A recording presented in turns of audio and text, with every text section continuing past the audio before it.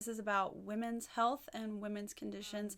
I can't even really stress how important it is that more women should and are continuing to talk about these taboo subject matters. No, I don't think having a bubble bath is going to help my vagina not feel like it's on fire anymore. So...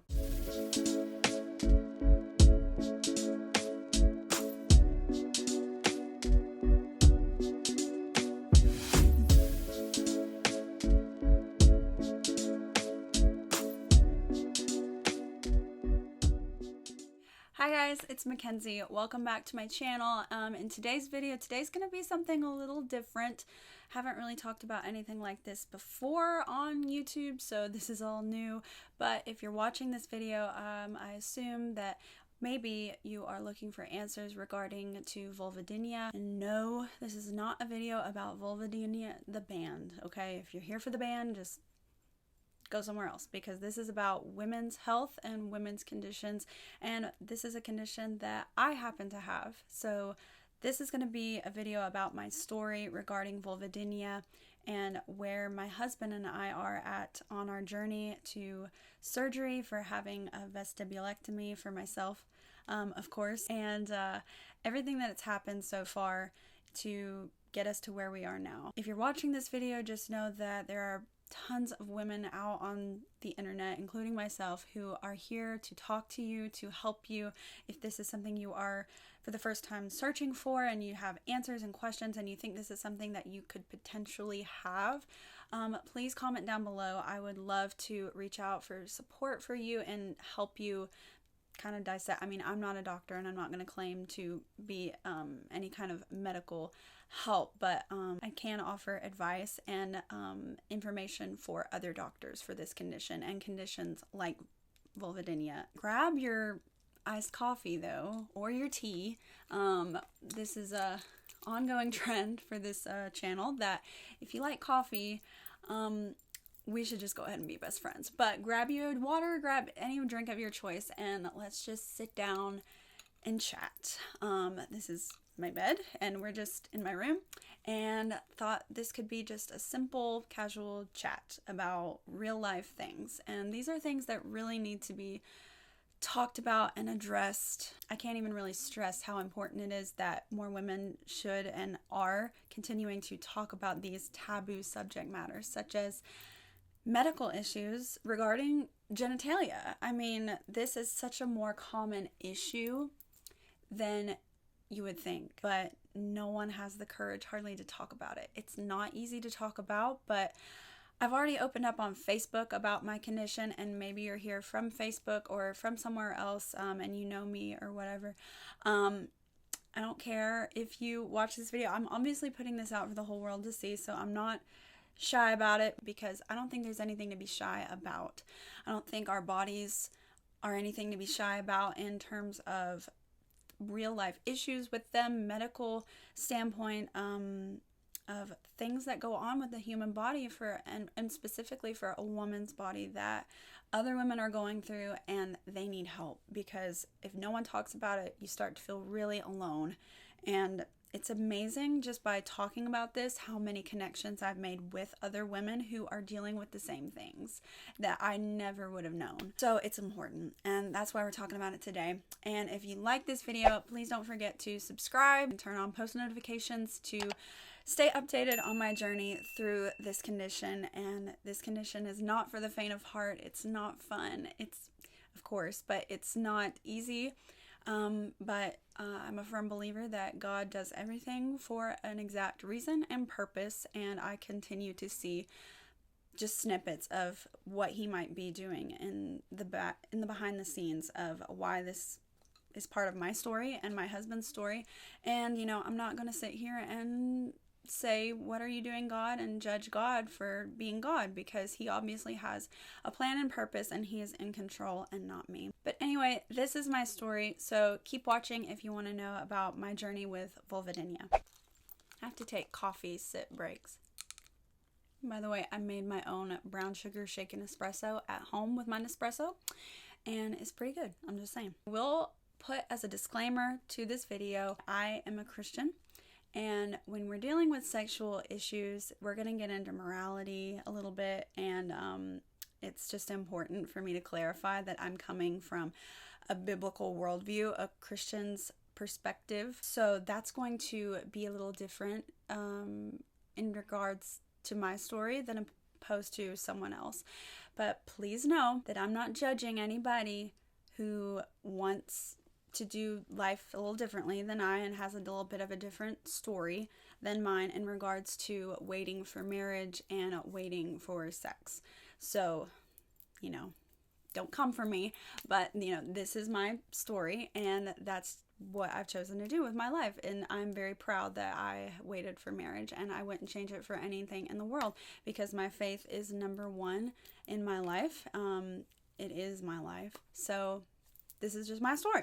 So therefore, we waited for marriage. And even before I get into the nitty-gritties of our journey in this, I will tell you what vulvodynia is, in case you're wondering. Vulvodynia is a condition that is kind of an umbrella term for a bunch of sub conditions that you may have, all in the scope of vulvodynia. Personally, I have vestibulodynia, vaginismus, and pelvic floor dysfunction. All three of those kind of go hand in hand, but really the defining thing that I have would be vestibulodynia, which is in regards to your vestibule in your vagina, which is the outer lining of the vagina. It's technically inside the vaginal canal, but it's like not even hardly in at all. It's like the skin on the very outside of the vagina. It's actually the skin that ends up tearing a lot during childbirth, so if that helps you visualize where that might be. I have neuroproliferative vestibulodynia, which means that I was probably born with it. It's sometimes just a birth defect from childbirth. There is no known cause for vestibulodynia. Sometimes, though, it is, and this is a proven fact, birth control and all those wacky hormones going on does not help this condition. And I was on birth control for a few years just to regulate my periods. So that's probably a big culprit in what made it worse or aggravated it. But my doctor thinks that I was probably born with it. And during sex is the only time that I do feel pain. Thankfully, some women are walking around and they can't even wear pants. They can't wear underwear. They're constantly in pain, and they're constantly swollen and irritated down there and are in misery. Like, I can't really even imagine. So my story, where to begin? Well, I will begin at the beginning of my husband and I's marriage, which we have been married for almost 4 years. It will be 4 years on March 17th, St. Patrick's Day. And, it's kind of difficult, but I was like, well, everyone told me that sex was going to hurt and that it would be a little hard at first. And I guess this is just something you have to get past, and you just have to do it a lot and, get better at it, and then it won't hurt anymore. But after about 6 months, my husband was like, his name's Dakota. So Dakota was like, something is just like not right. Like, this just isn't normal. And it took a little bit for me to actually agree with him and be like, yeah, this isn't normal, because for me, it's like all I knew. But, I never really wanted to do it and stuff because it hurts. So we started researching, and my husband found the term vaginismus, which really hit the nail on the head when we started reading about it. And I felt like this was me. Like, it feels like a brick wall. Like, when we would try, it just felt like excruciating pain. Like, imagine you have a skin graft, like someone took part of your skin off your arm and you have a raw wound there. Imagine someone taking sandpaper and rubbing it up against it like that. Like, that's how it felt, but down there, which is so sensitive an area already. And then it felt like stabbing knives. It just, the friction was, I couldn't handle it. It felt like it was ripping. What else? It's like, what does the pain feel like? Yeah, burning, stabbing, fiery pain. And I was like, this really isn't normal. Like, there's actually a word for this. I think I might have this. I do some Googling, and I live in the Nashville area, so I found this place called the Wish Clinic, and they had an office in Franklin, Tennessee, which is pretty close to me. So I drove there and met with Lori Tompkins, which is one of the practicing doctors there. And she was so helpful because she knew exactly what I was talking about, and she was like, I am so glad that you found me, because most women have to search high and low and before they get here, or somewhere like here, somewhere that actually understands this condition. Because when you just make an appointment with your gynecologist and go, like, they're gonna tell you, you just need to chill out, you just need to have a glass of wine, you know, have a glass of something to drink, and just, you know, stress less, you know, you're just a little anxious, you know, just need to calm down, have a bubble bath, you know, and then try, you know. And it's like, no, I don't think having a bubble bath is going to help my vagina not feel like it's on fire anymore. So thanks, but no. And I don't need to just chill out. Like, something's wrong. And most people, it's becoming more widespread now, and doctors are learning about this, but this is still something that's so taboo. Like, not even a lot of medical professionals like know what's going on, or know what to be listening for, because this isn't something that's like cancer, where I hate to use that as an example, but with cancer, you can see the cancer, you see their pain, you take it out, you feel all better. But with this is all nerve related. This is nerve pain in all technicality. So the only thing that's really visible to the naked eye is that the skin looks really red and irritated and swollen. That's the only thing you can really see. And that doesn't mean that that's just where the problem lies. So when women are coming and saying, like, I feel pain, like, they look completely normal. Like, there's really nothing to see that's a problem. So a lot of gynecologists and doctors, they'll be like, you're fine, like, you look normal. And when you're not fine, and it's not normal, and sex should not be painful. So anyways, I did a lot of appointments at the Wish Clinic doing various treatment options. So I'll tell you what I did. The first thing I did was I bought dilators, because since I had vaginismus, it was recommended to me that I needed to start at the very smallest dilator and work up from there. So I did that, but it would still hurt like crazy trying to do these dilators. So she also prescribed me 2 medications that this is pretty common for women to take with this issue or issues, is amitriptyline and gabapentin, which are 2 nerve medications. Amitriptyline is actually an antidepressant, but it actually helps with this issue for some women. For me, those medications did nothing except zonk me out, and I was on like the lowest dosage as well, so, but they just weren't doing anything. She did prescribe me lidocaine, which is a cream that you can put on yourself. It numbs everything. That was the best thing that she gave me, and I'll explain more about that later. But she also gave me that, which I used. She gave me vaginal suppositories that were kind of like, they were supposed to be like kind of like a facial for your vagina, just make everything really moisturized and feel great. Those were just kind of like band-aid treatments.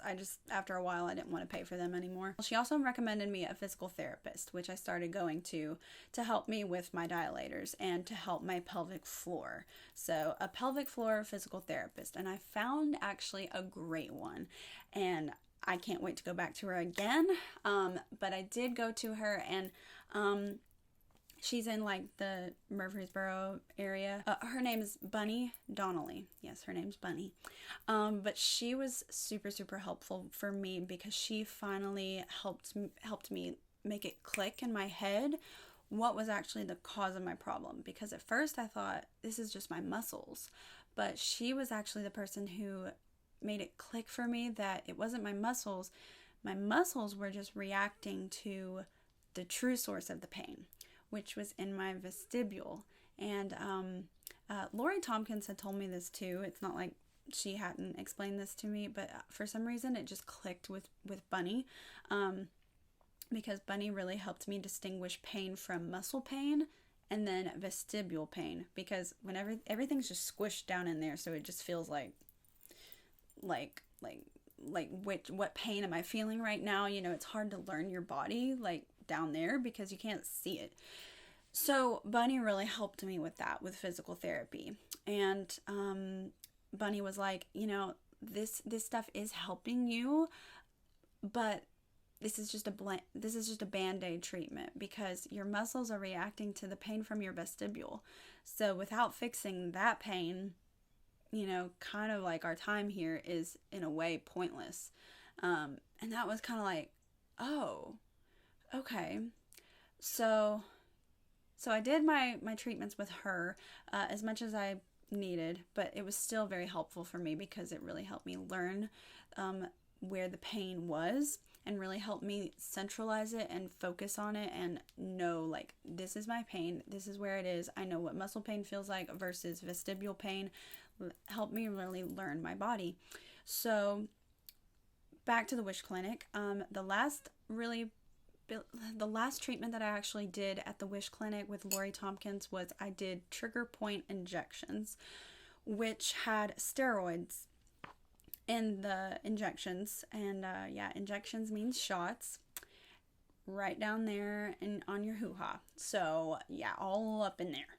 And these shots had a numbing agent in them and the steroids, which was meant to help the muscles relax and to help just the vagina walls to relax, because my pelvic floor is so tight. Like it still is, I can tell. So I did 2 rounds of those. I did a round 1 month, and then I had to wait 4 weeks, and then I did another round.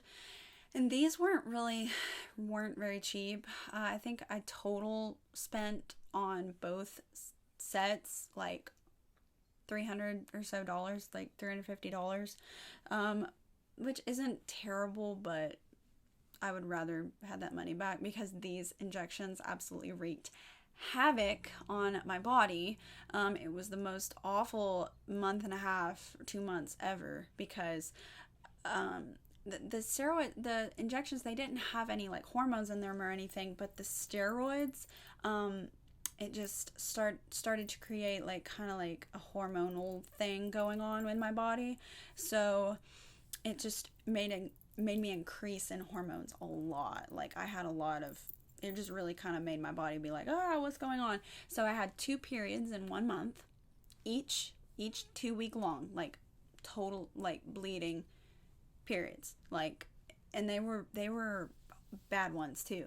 And then I had like 2 or 3 mind bending migraines, which sometimes I get migraines like around my time of the month, like just from hormones. They're all hormonal related for me, but with the increase in hormones, I had the awfulest migraines that I've ever had. They wiped me out for 2 to 3 days, each of them. And it was just the most awful thing. And then with the 2 periods, I came back to the Wish Clinic. I was like, no, I'm not doing the 3rd round. They only helped me for about 24 hours with the numbing, because everything was numb. And it felt great because my muscles relaxed automatically. It was so easy to pee. I did not know it was that easy to pee, because now I know that I kind of have to strain to pee and fully empty my bladder. So that was nice, but it only lasted for like 24 hours, and then I felt just the same. Everything still hurt just the same. So after doing all of this, Dakota and I had probably been married a good 2.5 years. But after I did those, it was pretty clear to us that I was a candidate, and my doctor told me this as well, that I was probably a candidate for a vestibulectomy, which is a surgery to remove the vestibule. So I got the clearance from my doctor, and she put in a recommendation for me with a couple different doctors, and that's what we decided to work our way towards from that point. But by then, after doing research and looking around, like learning about the surgery and finding doctors and such, COVID hit. COVID hit really around our 3-year anniversary, because it was in March when COVID really hit, and that's around our anniversary. So that's when it hit, and then everything shut down. Well, then we'll fast forward to not our 3-year. That was our 2-year anniversary. Yeah, that was our 2-year. So then fast forward past COVID, then we've been married for 3.5 years, and we're almost going to be married for 4 next month. So COVID really took a big gap of our timeline, because, we get married thinking that we're going to be able to have sex and be like a normal married couple. And that just wasn't what happened for us. And then COVID slowed us down. And, it was just a period of going through like, why is this happening, God? Like, what is going on? Like, married people are supposed to have sex. Like, this is kind of like an important thing. So like, what's going on? And then COVID slowing everything down just made it be like that much more annoying. And there's a lot of, with this condition, there's a lot of mental agony that goes on, because as a woman, you feel extremely, extremely guilty for not being able to provide for your husband in that way. And your libido goes way down because you're not doing it a lot, and you don't want to because it hurts. I'll just be upfront and honest with you. Like, we do other things. And that's what we were doing at the time, but there's only so much that can suffice for, because there's still an issue going on, and it's affecting me, it's affecting him. It caused a lot of depression for both of us. It has caused a lot of depression for both of us. This condition, they relate because you're feeling pain from intercourse, right?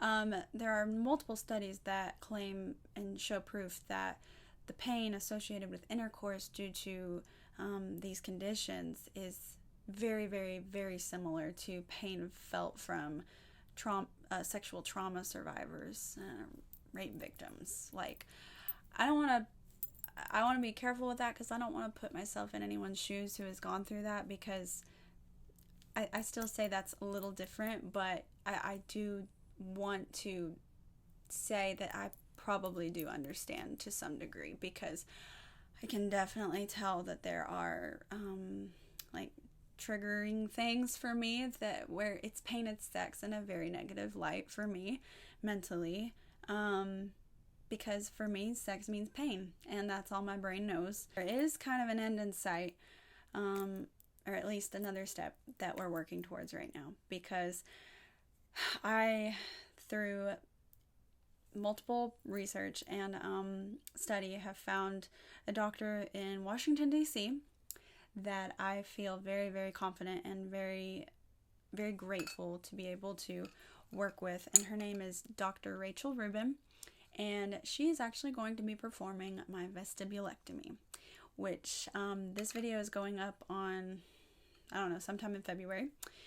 I will be having my surgery on April 1st of 2022. So I can't really believe that it's already scheduled and on the books, because after dealing with COVID for so long, it was really hard to get this stuff going again, because I live in Tennessee, in the Nashville area, so I'm having to travel for this, and with COVID restrictions and stuff, it's just like, it's just, but everything is a little more lax now, thankfully. And I wanted to get this surgery done actually at the end of last year, which was 2021. But Dr. Rachel Rubin, I had my first consultation with her, and then she told me that she was actually going to be taking a break from her practice and opening up a brand new practice that was all her, and something that she alone was starting up, and her own company, I guess you would say, and her own clinic. So that was really exciting, but that just meant that I was going to have to wait for like a few more months. So, but my husband and I, we were both like, we really liked her, and, you know, we just didn't want to go through the process of finding someone else and take up even more time and more money. So we chose to stay with her. I chose to wait for her, and, you know, I knew that she was the one that I wanted to go with. So I was like, we've waited this long, it's not going to kill us to wait, you know, a few more months. So I'm finally on the books, and I'm going to be updating you guys. If you want, comment down below if you want me to update you through my journey, through my surgery, before and after, in my recovery. I will gladly make a video explaining logistics or recovery care items you need. Like, I'm just like, I feel like a guinea pig figuring it all out. I'm actually going to be Dr. Rubin's first patient that's traveling from out of state at her new clinic. So that's fun.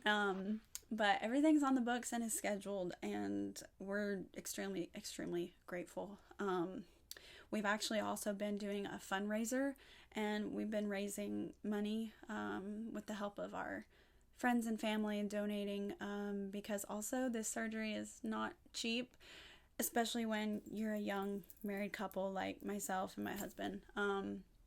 We've been married almost 4 years, so this isn't something we thought that we'd have to face so early on, like something like this medically, for such a weird like issue that you think would be fine going into marriage. But the surgery is going to be about $8,000, and then there's like travel fee and like work leave and all kinds of stuff that's like added on top of it. So it's not cheap. Insurance doesn't cover, my doctor, Dr. Rubin, she doesn't work with insurance, so that's all going to her practice, but thankfully my insurance does cover the hospital visit and supplies and stuff, or else this would be like, you know, over the moon expensive. We're almost at our goal. Our goal was $10,000, and we are about $2,600 away from that. I will put the link below if anyone would like to donate, but I'm not making this video for to help with the fundraiser or anything. I just want to share my story because I think more women need to be talking about this, and I have a big mouth and love to talk about anything and everything. So I just figured I would. This journey hasn't been easy, and it's not going to be over just because I have my surgery. After about a year is where I'll see like what is my body like at that point.